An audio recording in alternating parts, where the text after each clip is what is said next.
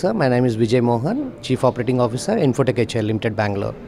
We are a joint venture company of Cyient Limited and Hindustan Aeronautics Limited.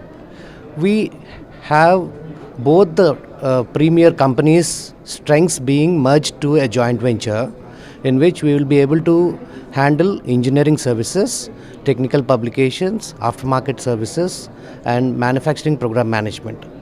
Our prime goal is to meet the offset obligations and also to facilitate and support buy and design and make in India. That is our basic goal, for which we support indigenization activities and other related engineering activities which makes our country stronger and at a competitive price where we will be able to meet the Indian as well as the global requirements.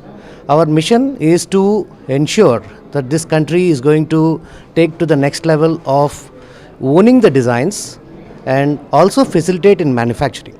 The advantage we have is our parent company Cyient Limited has offices at 30 countries across the globe where we can utilize their offices in terms of connecting to the customers and also supporting this country in terms of technologies from abroad and utilizing it for the Indian requirements.